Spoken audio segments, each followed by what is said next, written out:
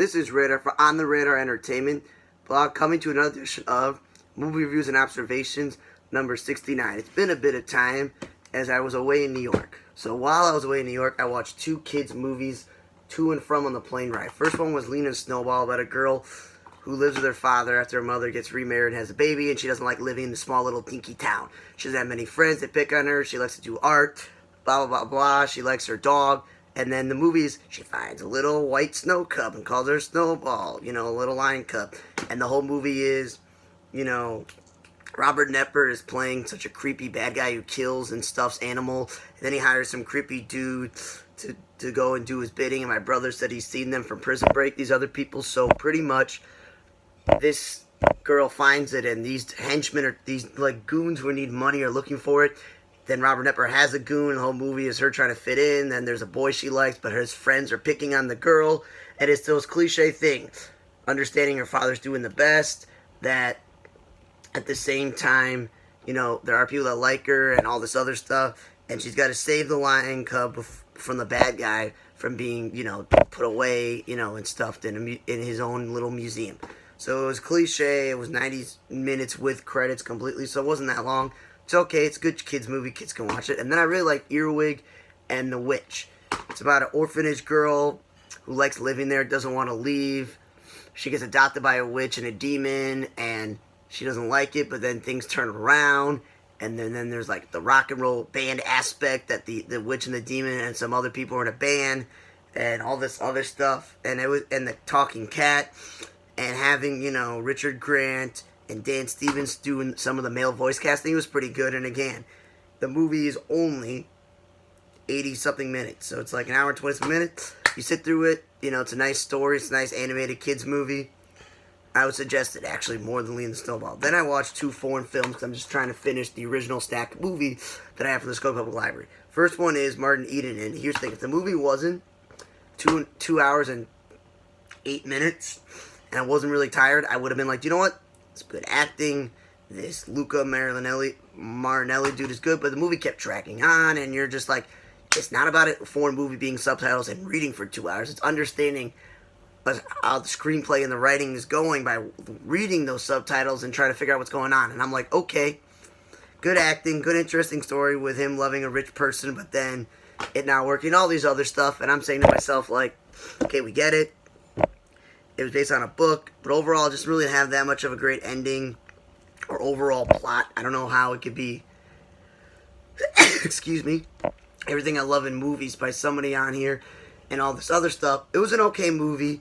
Said always the negatives will be people are not going to sit through 2.5 hour movie, especially with subtitles and when the plot kind of dies 90 minutes into the movie and you're like, okay, I get it. That's it. Nice. Then identifying features was you understand the movie where this woman's son goes to the U.S. and she can't find him, and she meets up with a dude who got deported, and it's their story of, people being deported, people, escaping poverty and going to the United States. It was okay, and again, the quality of this movie was 90-something minutes, and from the moment you started watching the movie, you know exactly what the direction of the movie is and what it's about. So it was an interesting movie, but if you're not into dramas and you're not into foreign films, it may not be the movie for you. Then there's Frances McDormand, who's been in another movie, Nomadland. Was an interesting look into people who live in vans and they travel from place to place. They work seasonal jobs. They, live on their own. They fend for themselves. And it was a pretty good movie. Hour and 47 minutes wasn't that long, and she did a very good job.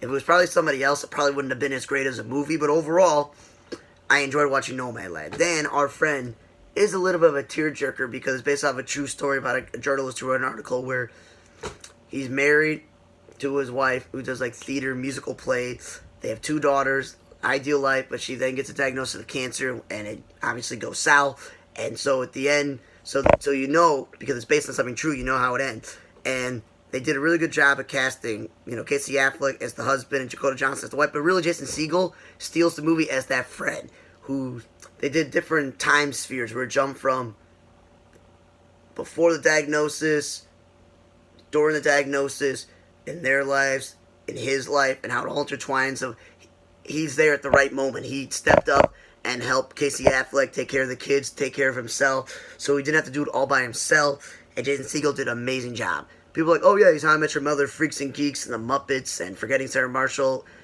and he makes comical things, but he's also a very good song. He's a creator. He makes songs. He makes music. He's a movie maker. Like, he creates TV show.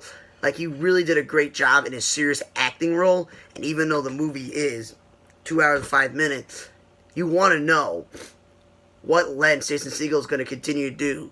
His relationships falling apart back where he lives, his own life, like, puts that on hold and stuff. And it's just a really good movie.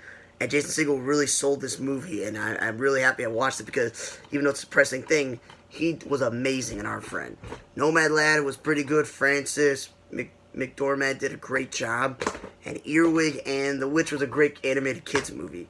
If you're into foreign films, like the idea of watching a 2.5 hour Italian movie or 90-something minute Spanish movie where you're like, you understand what the plot is right away, then yeah, you'll like it. And it's Lena Snowball. Kids can watch it. It's age appropriate. It's very cliche. Nobody gets killed or harmed really in the movie. And you see a bunch of creepo bad guys from other shows like Prison Break playing bad guys in a kids movie. But overall, I would suggest Earwig and the Witch for kids, Nomadland, and Our Friend.